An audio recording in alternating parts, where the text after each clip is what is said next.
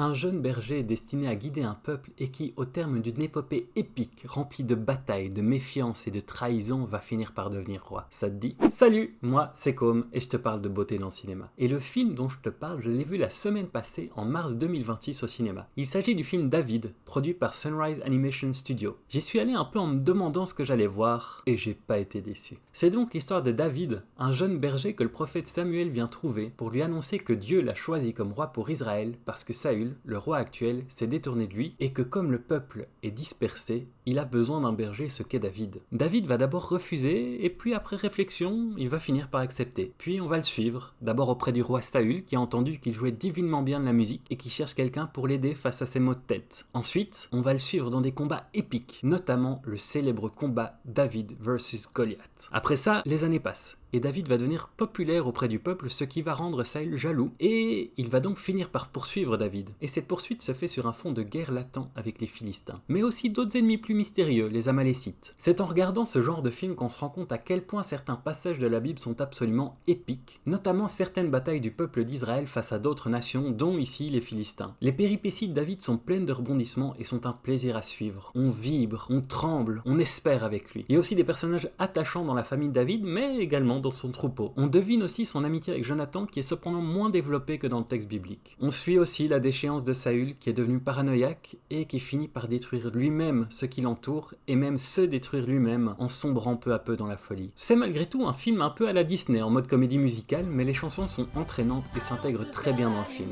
Puis, le personnage de David est attachant, il transmet des très chouettes valeurs comme l'humilité, le courage, la confiance, la foi. Bref, c'est un beau film à voir en famille et une très bonne adaptation du texte original que vous pourriez avoir envie de redécouvrir. Ce film s'appelle donc David et il est encore au cinéma, donc ne tardez pas à aller le voir. Et si tu veux entendre parler d'autres beaux films, abonne-toi.